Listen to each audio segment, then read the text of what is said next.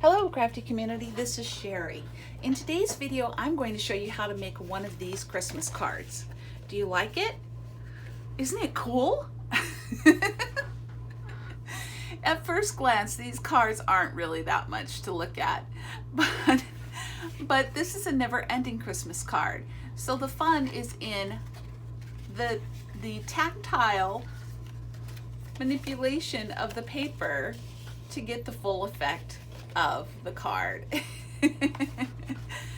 So at face value it's not really much to look at, but once you start turning it, you have all of these different cards in one, and it's a lot of fun. Welcome to my video. Thank you so much for joining us.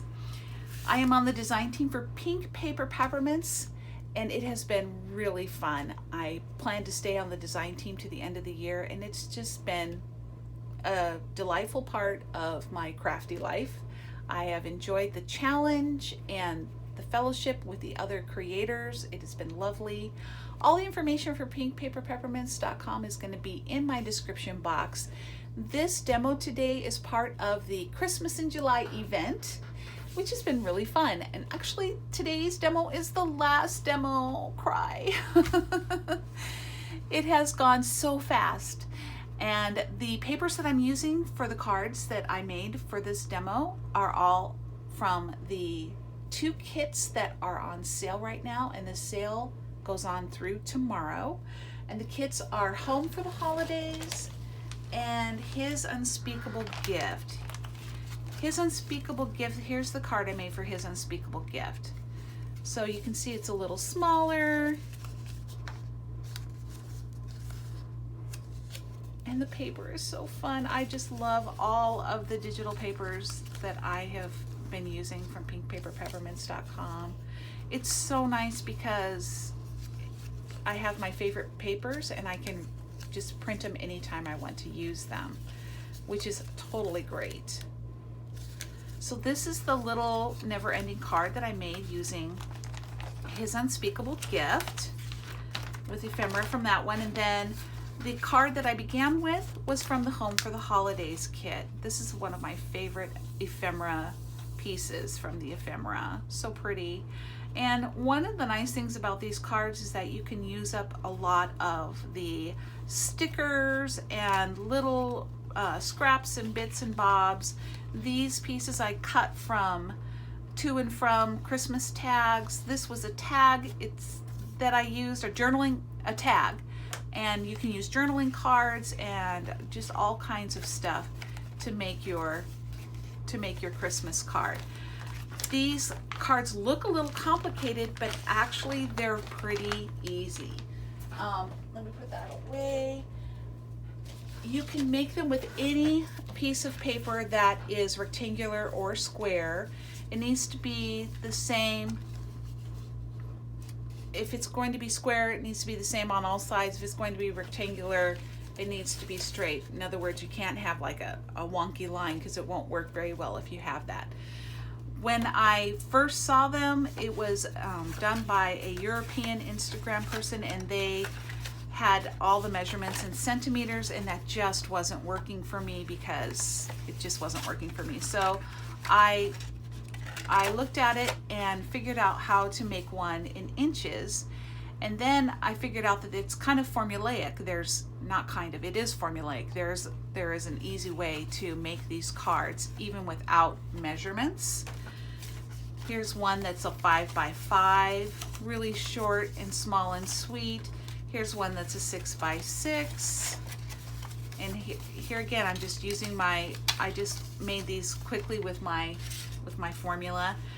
And they're not just Christmas cards. You can use them for journaling cards, for your faith journaling or regular journaling.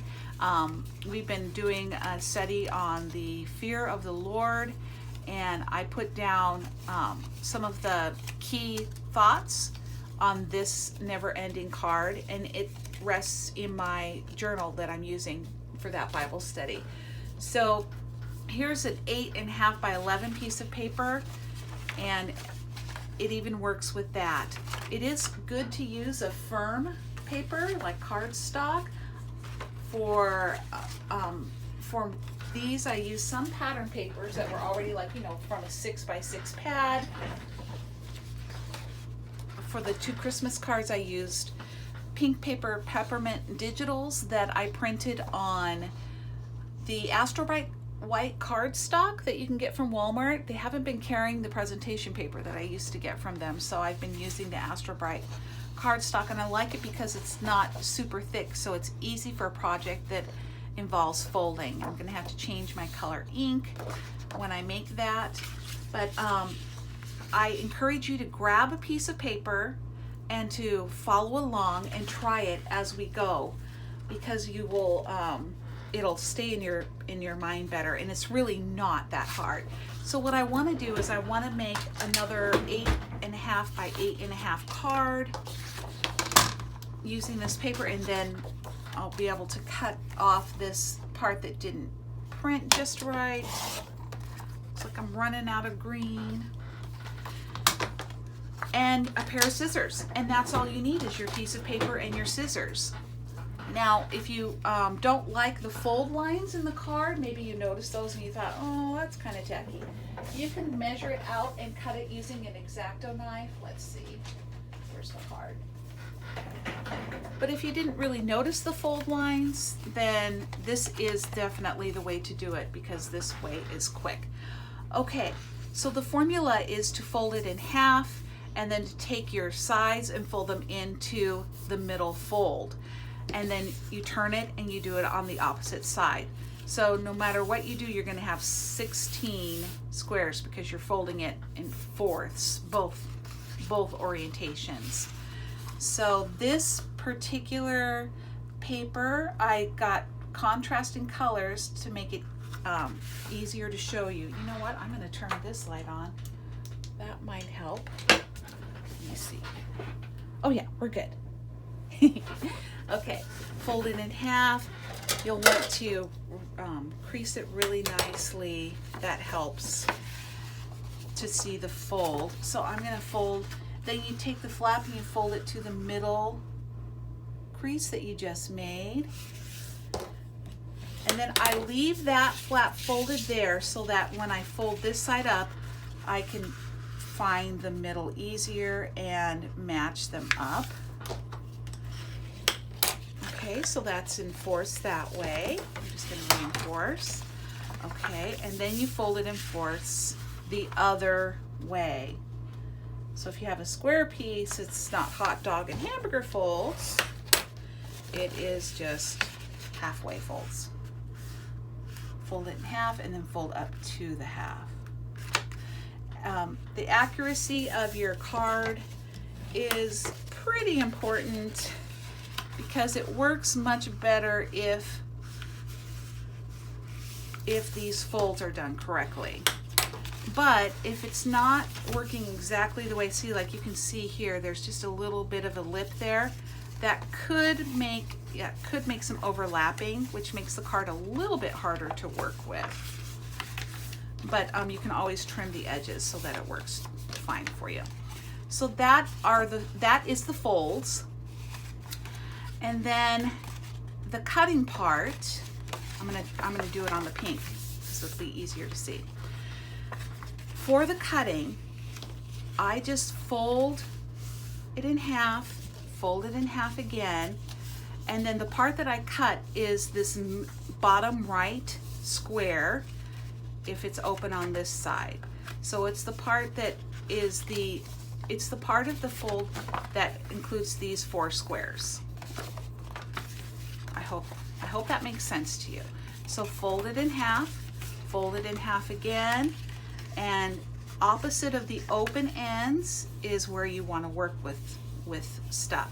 Now I could just go from this to this, like here, let me grab a ruler.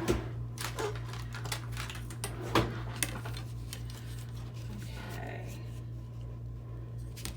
So you could go from this corner to this corner and cut, and that will give you the square configuration. Where's my his unspeakable gift card? That will give you this configuration. where it's a perfect X in the middle, okay? And that is a good way to do it for square cards. Now this is going to be a square card, but I don't really want a perfect X in the middle because I like having a little more length. So I'm going to start, you start right here. Okay. I'm going to cut mine more diagonal this way, and it will give me these lines, this configuration. So I have a little more length here in the middle for a okay, so I can see when I fold it there that I did not cut that correctly, or that I did not mark it correctly. Okay, I'm going to try that again, make sure that I get it marked correctly, because this cut is important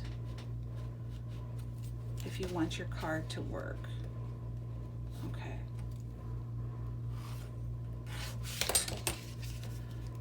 Okay, all right.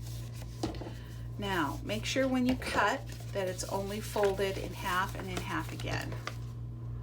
And that's going to cut the line that you need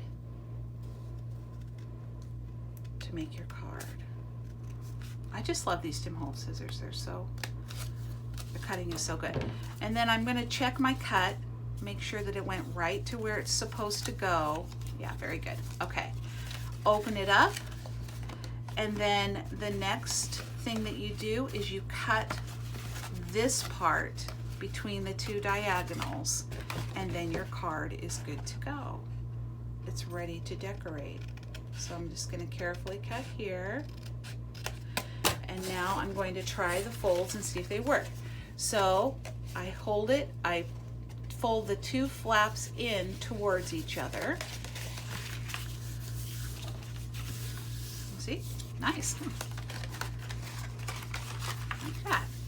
And that is how you make your never-ending card, simply with a piece of paper and scissors. And you don't have to do any measuring, which I love.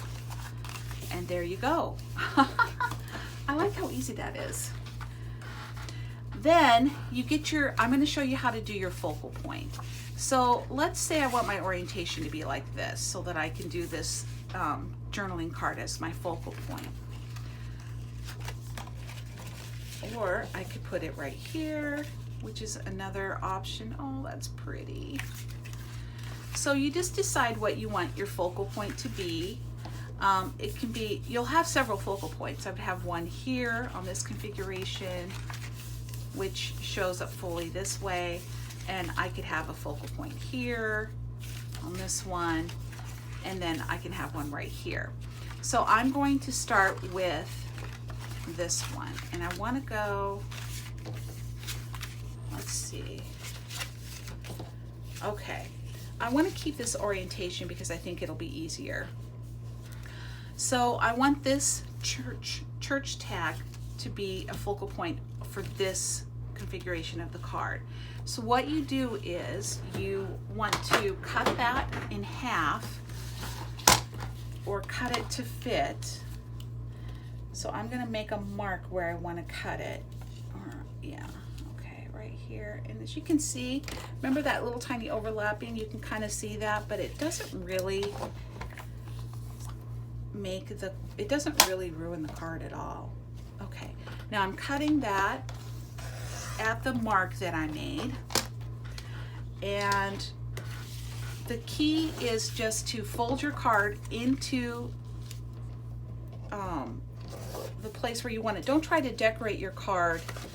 Don't try to decorate your card like decorate this and then decorate this and then see how it turns out. You want to, I mean, I imagine that's probably intuitive for you all, but it took me a few tries, okay? So I have to fold it into the configuration that I want to, and then decorate that particular thing. So what I want to do is I kind of want these ends to be symmetrical. So I'm going to go ahead and trim the tag like this, and that will make the ends more symmetrical, if that makes sense. Okay, yeah. All right.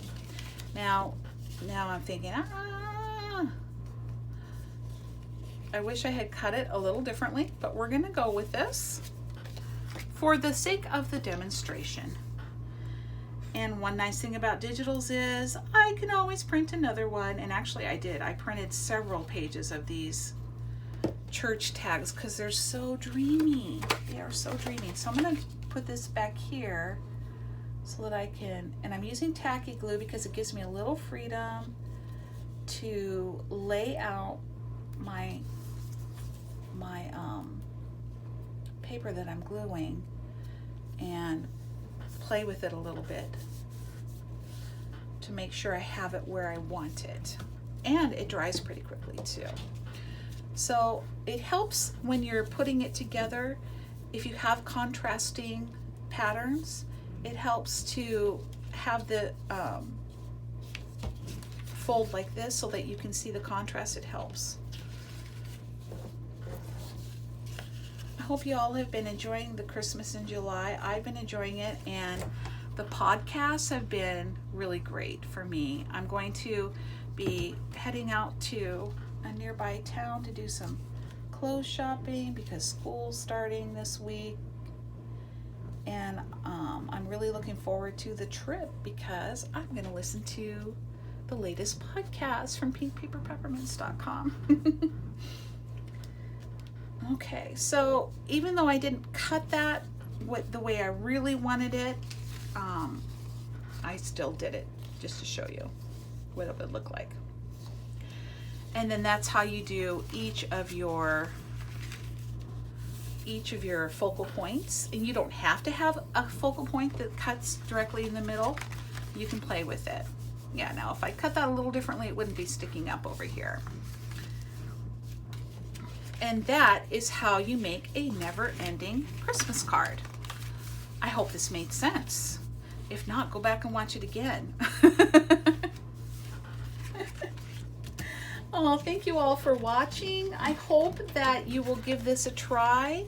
And remember, it's not just for Christmas, but it can be for any holiday, and it can even just be for your faith journal.